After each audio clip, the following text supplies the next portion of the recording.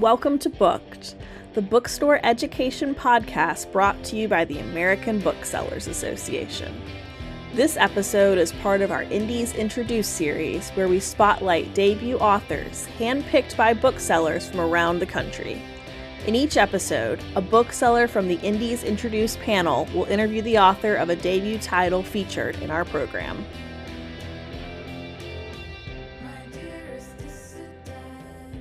Hi, my name is Allie Cesmat, and we are here with Booked today to talk a little bit about a exciting new debut.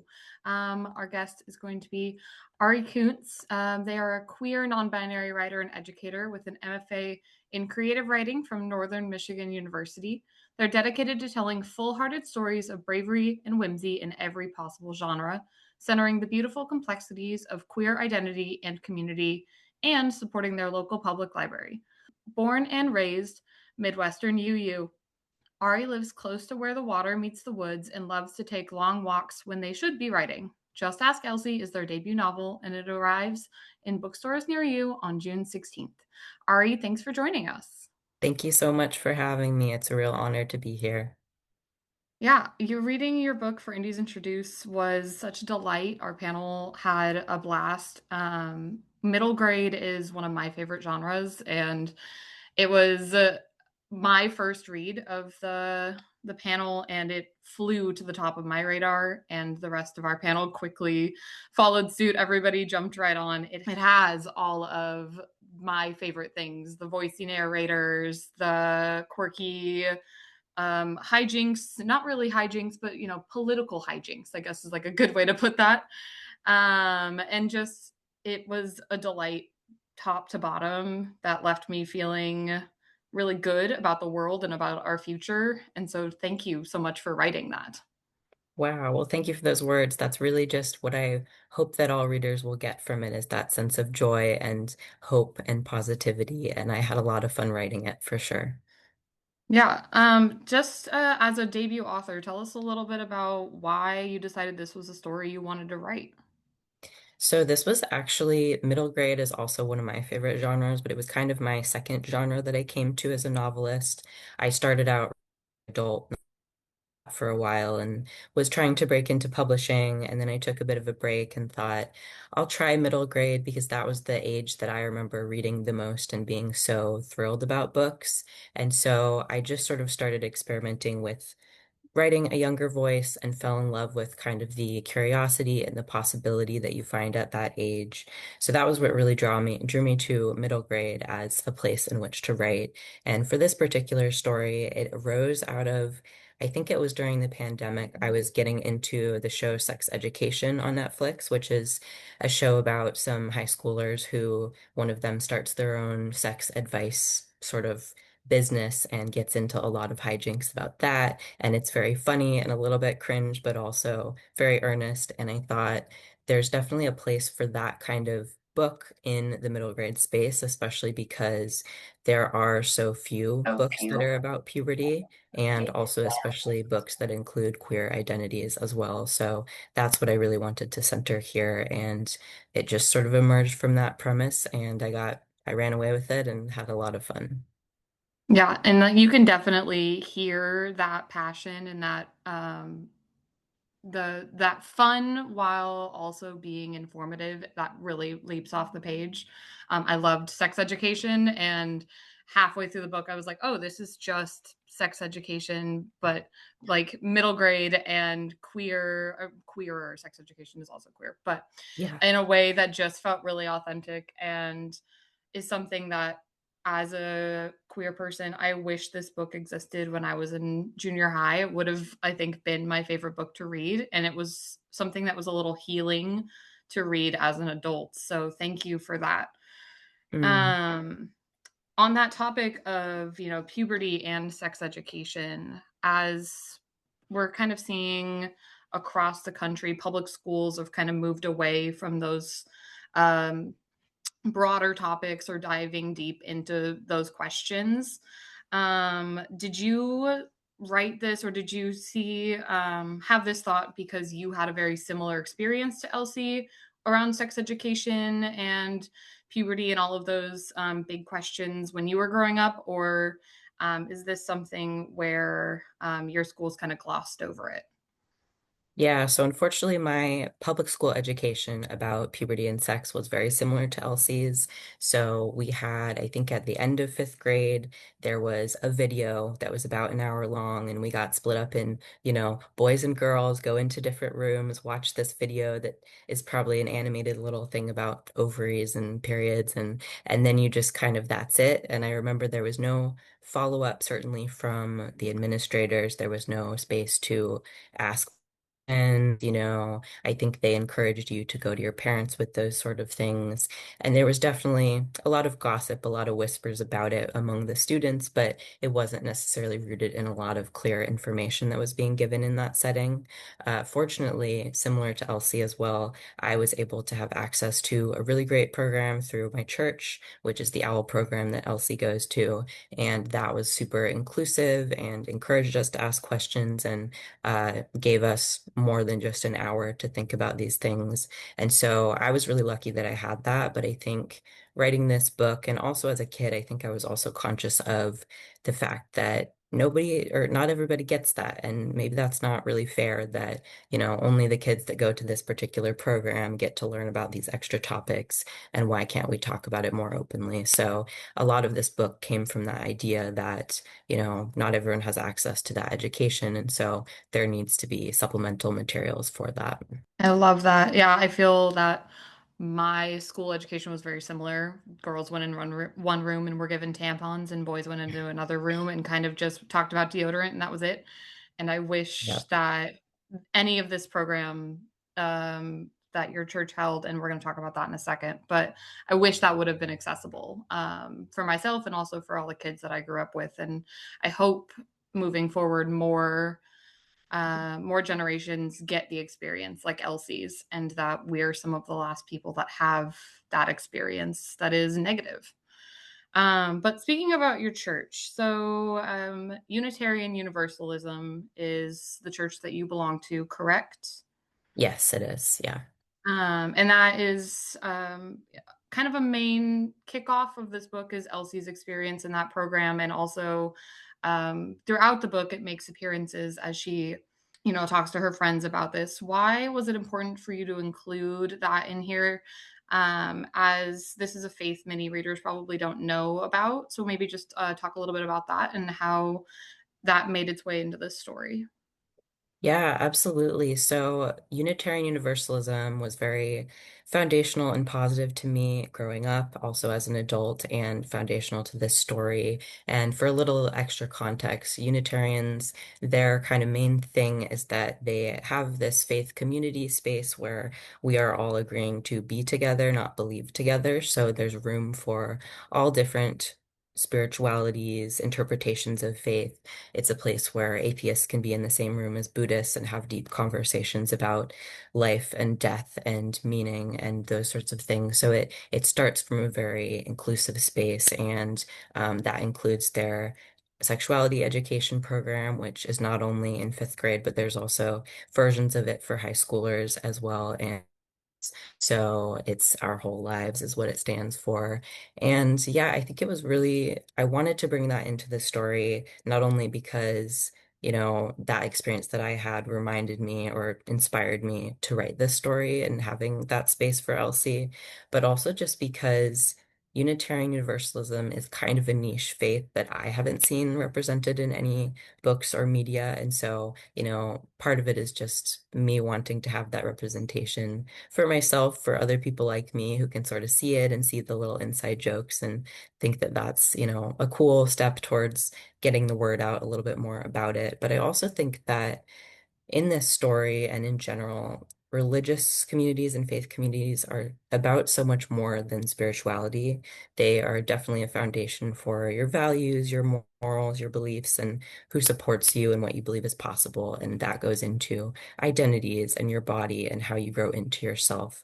So I really wanted to show that spaces like that exist where that can be a positive thing and where for instance, being queer, that can be celebrated and embraced, not just tolerated or dismissed. So I felt like it was really important to show that and to also have representation for other students or kids who might not be UU, but they have similar positive experiences with religion or communities in which that's important.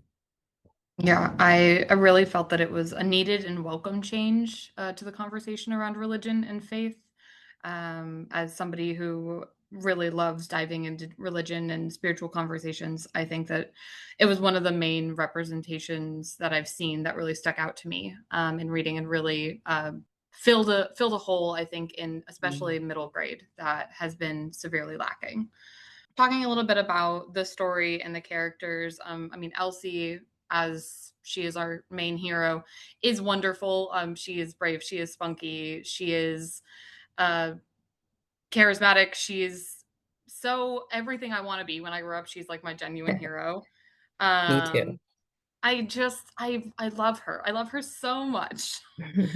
And yet, I have to tell you, Nate is my favorite character from this book. I don't know. I want more Nate. I want 17 Nate spinoffs. I want to know what Nate is doing on his weekends. I want to know what he does for a night out. Can you talk a little bit about Nate as a character, his relationship with Elsie as her DNA provider, and just that role he plays in her life? I don't think we often see these supportive and safe, non-direct parents, especially in middle grade. And I think having that relationship, especially in a story that is so fundamentally queer, just grounds the whole thing. And I love him. I think he's amazing.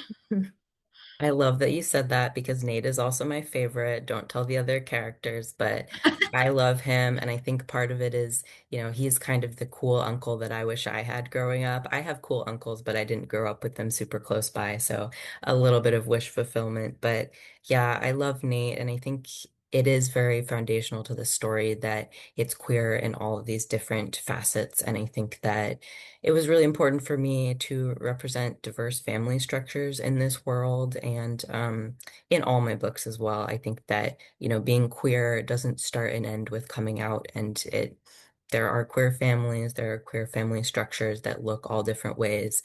And so I really wanted to show that. And I think for me, it started with this idea of I wanted Elsie to have a trans dad, which was very important to me.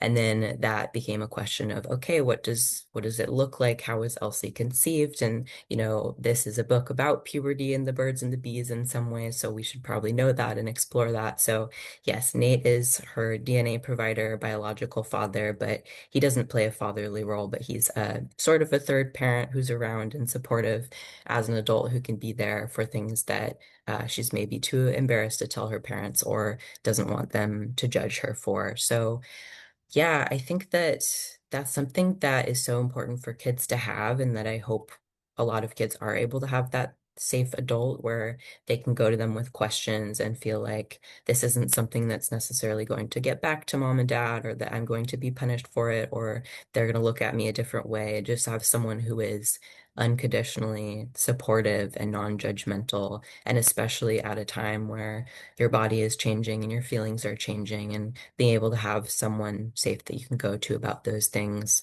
is super important. So I really love that Nate is there in that role and is able to support her and also gently sometimes nudge her in a better direction when she's maybe getting a little out of hand. So, but from a place of love. So yeah, I love him, and I think that there are so many different family structures that I hope will get more representation in queer media and just talking about the different ways to have a family and what that looks like. Yeah, I don't know if I want to be Nate or if I wanted a Nate growing up. I think it's both. Yeah. But I really the authenticity of Elsie's story and how seamless her family structure is to the story and how all of the characters, I feel it's one of the best representations I've read where it doesn't feel like, oh, this was just a plot device, or like I'm going to put like I feel I know Elsie's family and I feel like they're Mm. people I've met, and it feels like this is the queer story that we've been needing. And there are so many brilliant and gorgeous queer stories out there. But I just felt like I turned the TV on reading this. And I'm watching an episode of Friends or anything, but it's a normal family. And by normal, I mean it's diverse and queer and beautiful. And I feel Mhm. like Nate plays such an integral role in that. Yeah, I could talk about him forever. I love him. Oh, thank you so much. That means a lot. And yeah, I think that having those families be normalized, and also something, this is a little off topic, but for me it was important that, Elsie, she comes from a queer family, obviously, and she still struggles with her own identity and her feelings and what does this mean and is it okay? Because there's a lot of, cultural things and people around her that are saying different things about it. And I think that that's real and important too, that even when you are within a queer family structure, you might still have a lot of questions and not be quite sure where you belong, and that's okay too. Yeah, I love that you said that. Thank you. Mm. I also Yeah, I have so many thoughts about all of it, but, uh, I just love yeah.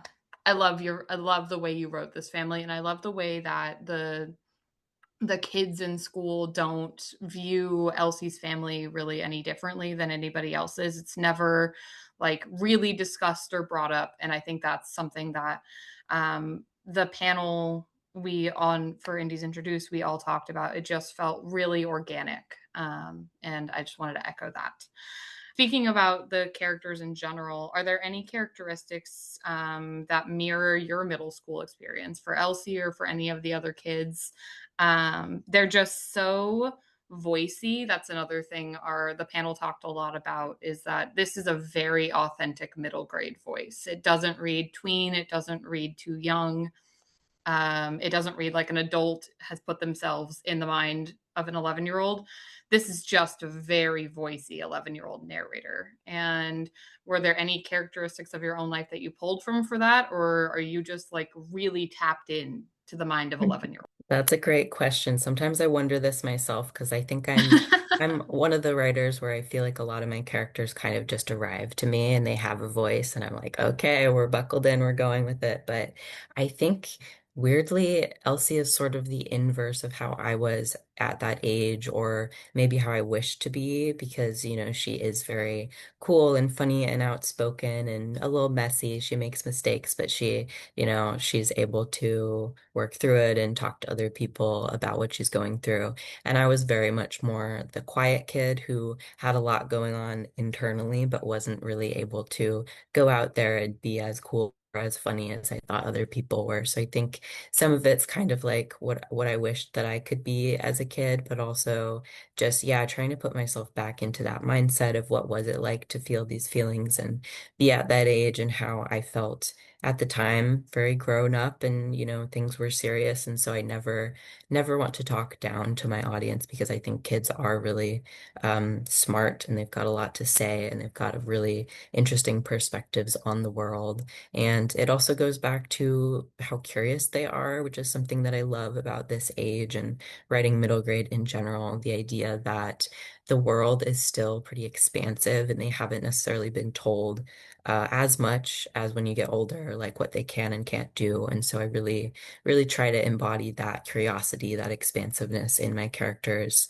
And yeah, there's certainly elements of my relationships with my friends during that age that inspired this, and especially how complex those relationships are and how it can get really complicated and hard to navigate when there are crushes involved. So definitely a lot of experiences with the sort of drama of what happens when somebody likes someone and whether it's someone else has a crush on them or then you're paying attention to that person more. And there's just a lot of interpersonal dynamics that are really real and difficult at that age. So I tried to bring that in as well and make sure the characters are handling it in a way that feels realistic, but also, mature enough that it shows their growth. Yeah, I love that. It really shows off the page there that you're not talking down to that age group, that you really are taking them seriously and writing a story where they can feel seen and known and heard by the narrator and also by you as the author. So I think from a bookseller standpoint, I think it makes it a really easy hand sell that our booksellers can sell this to a kid. We don't have to sell this to their parent or their guardian or an adult buying this. It's very easy to talk to a kid about this book because the narrator is them. And I also think that there's really great ways to hand sell this to educators and teachers. So I think your book has amazing characters, amazing voice, and I'm very excited for it to come out June 16th. And do you have any final thoughts or maybe like a 1 to 2 hand selling tips and tricks for booksellers once your book is out? Yeah, I think I would say leaning into the joy about this book is something that I feel very strongly about, and especially in this time of, a lot of book challenges and book bans and difficult things, especially around kids' books with queer topics. It can be hard and it can be heavy, but I really wanted this book to be, and I think it is of those things and queerness and identities and talking about these issues without shame or with a little bit of shame, but working through that shame. And I think that this book really encourages kids to take their education into their own hands, to ask questions, and to, embrace the positive side of growing up, even when it can be difficult. And even when you're dealing with these issues of censorship, as Elsie does, there are ways to move through it with creativity, with innovation, and just with really hope for and dedication to your own education. Ugh, love. I just want to like applaud that forever. I think booksellers will really resonate with that. I think that Just Ask Elsie is a perfect staple to have. I mean, the timing coming out June 16th is kind of perfect to be front and center on a pride display, but all year long. And that it can be a queer joy, queer resistance story for any age, but really, I think a needed filling a space in middle grade that's been needed. So, Ari, thank you so much for being on the podcast today. Thank you so much for this story, and I can't wait till June 16th when Just Ask Elsie is out in the world. Thank you so much for having me. I'm so honored to be included in this list and just overjoyed to see Elsie make her way out into the world. Thank you for listening to Booked, the bookstore education podcast brought to you by the American Booksellers Association. Don't forget to subscribe to the show on your favorite podcast app. Additional educational resources can always be found on the ABA site at www.bookweb.org. Happy reading!